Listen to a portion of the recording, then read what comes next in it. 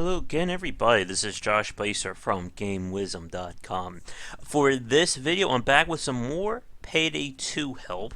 This time, I want to focus on stealth, specifically building a good stealth build.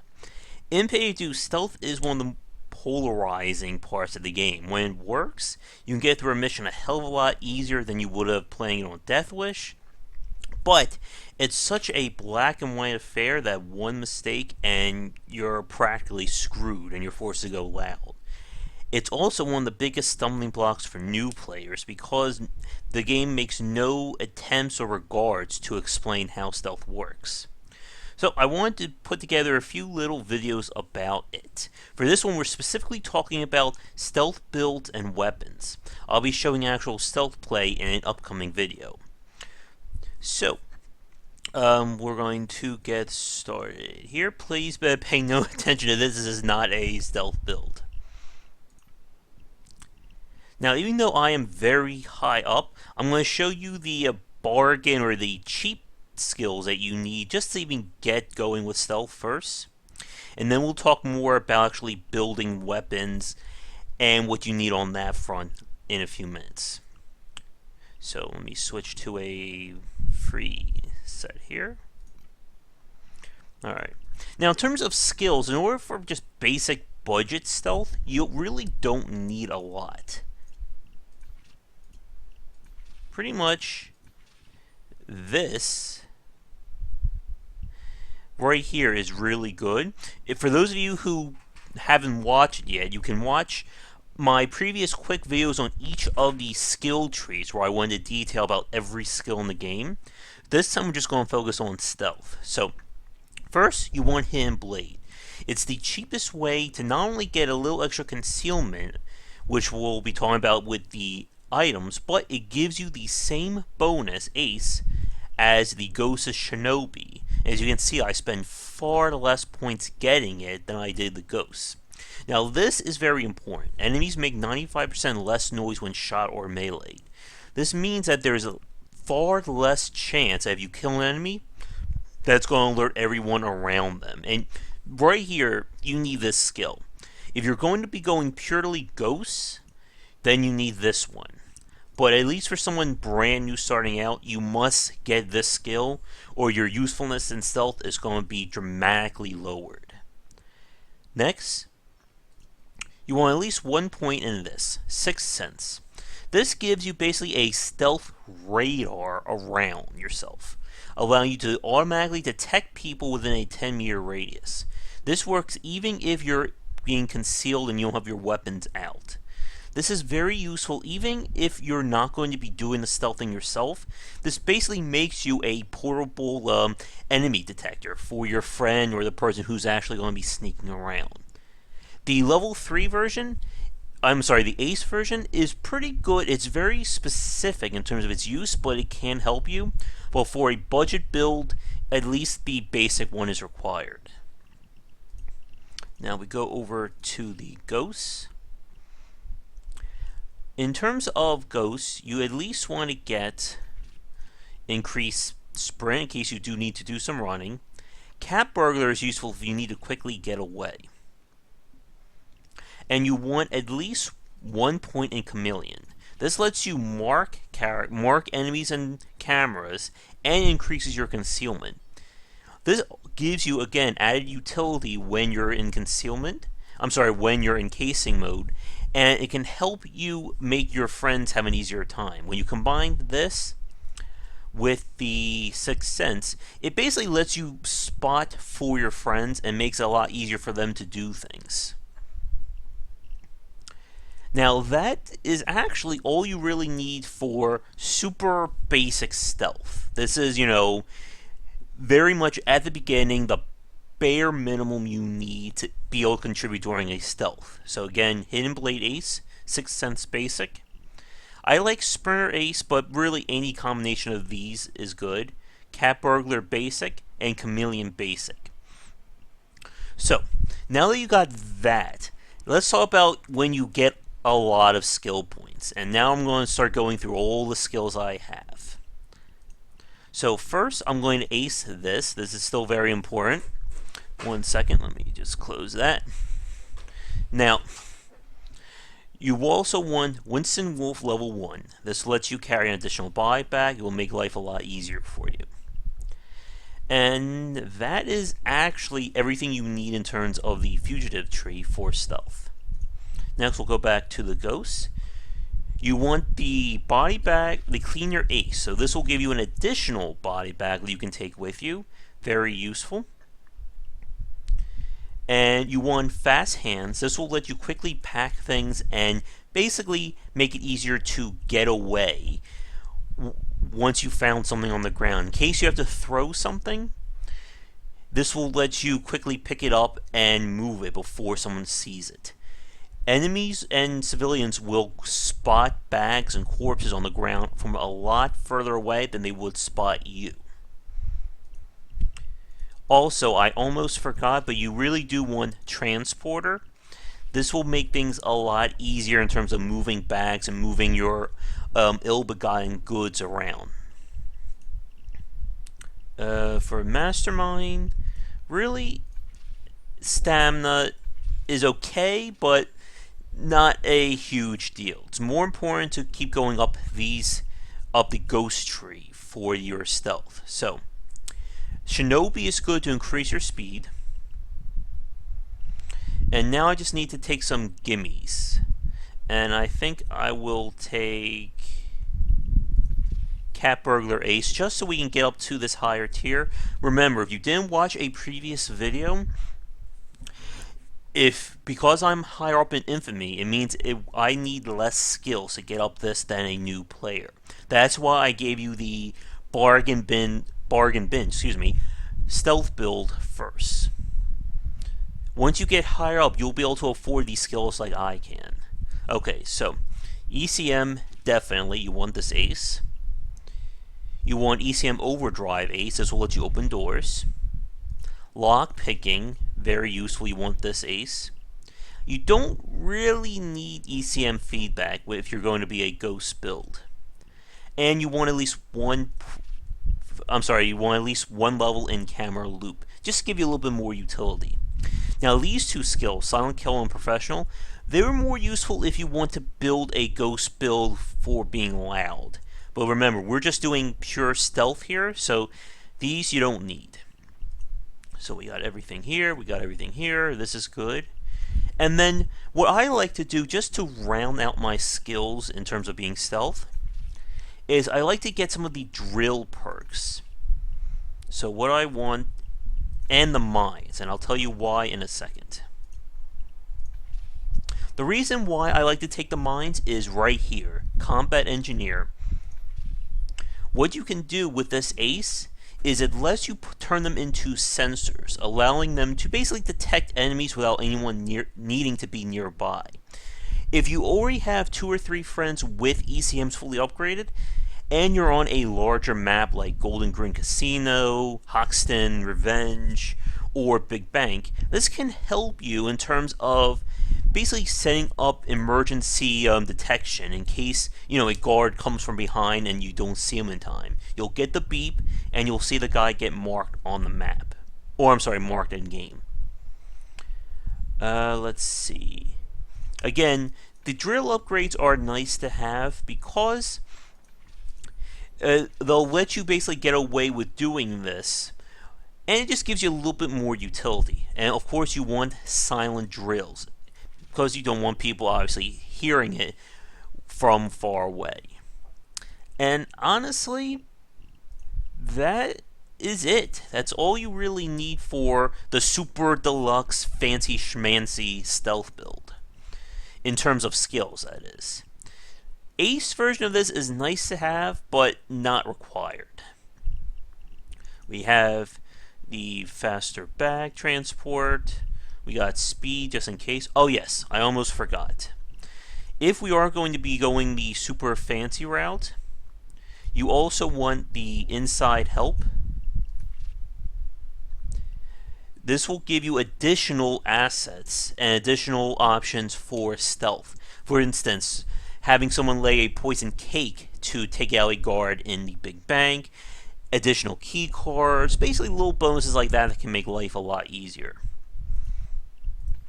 And the Stealth Spotter is alright, although his usefulness is not as has been downplayed on a lot of maps. But just to be on the safe side, I will grab it just so we can have it. And then let me just go back up here. Now remember, I'm at level 97. Once I get fully leveled, I'll be able to afford just about everything that I need. So let me just get this so you can see that. The only thing I can't get is the Silent Breaching fully max, but this would probably be the last skill that I get. And that's it for the skill. So to recap this section, you must get Hidden Blade, level 1 of Sixth Sense, level 1 of Cat Burglar, Sprinter Ace, level 1 of Chameleon, and that is it in terms of the basic, as I said. For someone completely new starting out, you must get those skills. The rest that I have, this is the Super Deluxe model. This is for someone who's fully leveled up and you want to contribute the most to a stealth run.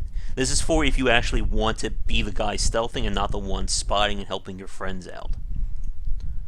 So I'll give you a second to look at these. And that's that. Now, very important, you want the Burglar Perk Deck for stealth because of the improvement it gives you for bagging corpses faster, picking locks faster, answering pages. And if you want to know more about the perk decks, I made a separate video on that. Now for weapons. The basic rule for stealth is you want your concealment to be as low as possible. Ideally, anything around 10 or less is ideal for stealth. At this stage, because I'm using my heavy weapons, an enemy will spot me from a mile away, no matter what my skills are. So let's get rid of that. For the cheapest and most cost-effective, the Car 4 is pretty good for stealth. Let me take off the bazooka or the rocket launcher because that will help out a little bit there. But for bargain bin stuff, if you want without having any DLC, the two best weapons would be, let me get that weapon. They've changed the inventory screen, so I have to go through it again. Where are you? I have so many guns, it's like hard to tell what I actually have. Shimano, I know I have it here somewhere. What happened to my gun? Don't you hate when you misplace your gun? Ah, here it is. Oh wait, the Gruber Kurtz? I thought that was a free gun. Actually, you could even use something as cheap as the Judge gun. But for cost effectiveness, the Car 4 is really good. Let's load that up. You want the Stealth Barrel. As you can see, the Stealth Barrel basically makes your gun suppress. And as another rule of thumb, for any stealth build, you must have at least one gun that is suppress. 2 is okay, but you must have 1 because that's the only way the Shinobi or the Hidden Blade perk will take effect. So I put Stealth Barrel on. You can't put any compensators on or other suppressors because the barrel takes care of it.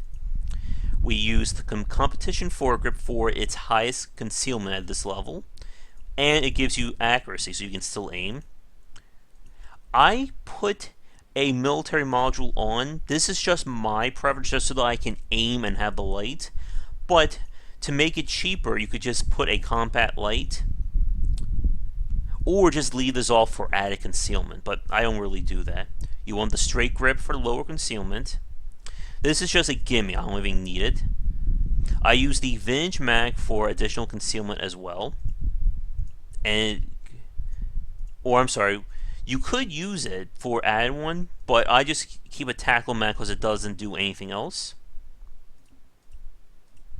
And actually, I haven't noticed this, but since they've done this, I could actually switch this out and just give myself a little added stability. Nothing bad. And I do not use a sight. And the reason is that any sight is going to give you a concealment negative, and I don't want that.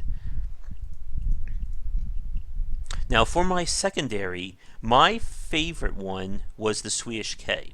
Oh yes, one other thing, the reason why it's still a little bit high is because I'm using a higher weapon. You can use fists is fine. You can use a smaller knife. Basically, the highest you can go with a melee weapon is 32. So anything that is 32 is perfect. So Nova Shank, Bottle, Fists, Boxing Gloves, whatever. So I'm at 4 right now, and I can still be pretty good in a fight. If I want to go even further and still not have to really rely on the DLC stuff too much, I could take this gadget off and replace it with like the combat light. It says minimum detection because I can't go any further. But as I said, once you get below 10, that is pretty much all you really need. If you have the DLC and you want a guarantee stealth weapon, the Planesrider bow is perfect. Now, as for the Swedish K, how I built this, I gave it the grease barrel for added concealment. I equipped the low profile suppressor. This lets me make the gun silence without affecting the concealment. As you can see, the bigger is better suppressor is easy to spot, but the low profile isn't. Medium also lowers my concealment, so this is perfect. I keep the combat light on just so that I have something to aim with without affecting concealment. Ergo grip just for the added bonuses, it doesn't affect concealment. Magazine, I don't put anything on because, as you can see, it will lower my concealment or raise it by 2. It's a little weird. It's easy to slip up when you're talking, but if it shows negative concealment over here, it means it's going to raise your concealment value here. So you want this to be positive if you're going stealth. Sight, I don't have any on, again, because that would raise my concealment factor. Stock, I go with the folded stock for added concealment, even though it lowers my stability. And then I keep the Swedish body on just to make it so it's easier to shoot in case I need to use it. But I could take that off if need be. If I did, that would take me to the 3 with the car 4. Other good weapons, again, the Gruber Kurtz. Where again was that? Gruber Kurtz is good if you have the armored transport. There it is. And since the perk, it's not that bad since it rebounds. I use the size doesn't matter suppressor. Tactical pistol light, oh, they've nerfed that. It used to be that was 0. You could just use the micro laser too. Laser grip, pistol red dot. And even with all this stuff on, I don't put the long sight on, the gun has a decent concealment factor. I mean, look at this. It's the same thing as the Swedish K, but far less damage, unfortunately. So yeah, I definitely like the Swedish K as my preferred stealth gun, but you can go other options well. You could even make a silent shotgun. And what makes a shotgun useful is that when you shoot an enemy with it, obviously you don't want high impact rounds with a silent shotgun. Let me take that off. What makes the silent shotgun so useful is that when it kills an enemy, it actually sends their body backwards. You can use this to knock a body into a room where he won't be seen. And it just makes it a little bit easier if you don't carry a lot of body bags. Use the silent killer suppressor. I use the compact laser, straight grip, extended mag. Again, no sight because I don't want that affecting the concealment. The stock I use is the tactical shorty. Again, it's the only one that gives you concealment. And then the upper receiver, I don't put that on again because this is a silent gun. And that is that. Oh, one last thing, just to make it easier on yourself. Once you get high enough, put the Ace of Spades as your throwable. It's the only one that has it will not cause any noise, and will be good in case you accidentally hit the grenade button while you're stealthing. Oh, and again, for your weapon or your equipment, either the ECM jammer fully upgraded or the trip mines for the sensors. But that will depend on who your party is and what skills they have. And obviously, two-piece suit, lowest concealment. Or highest concealment. Again, it's a little confusing there. But there you have it. How to build yourself properly for stealth. Again, most importantly, you want this number as low as possible. Anything below 10 is perfect. 3 and 4 is ideal, but not really required. Just get to 10 or around 10, and that will be more than enough for basic stealthing. Anything higher than 20, and you're kind of making yourself a risk factor for the team. So that is that for this video. Stay tuned for upcoming videos where I'll actually be showing you stealth in action. So if you enjoyed the video, please make sure to like and subscribe to the channel. That'll help me out a lot. Be sure to check out the rest of the videos on the YouTube channel. And of course, check out game-wisdom.com for posts and podcasts relating to game design and the industry, and our Patreon campaign to secure some monthly funding. Any donations would be greatly appreciated, and you can find me on Patreon under Josh Spicer or Game Wisdom. Thanks again for watching. If you have any questions, please leave them in the comments below, and I will talk to you guys later. Take care.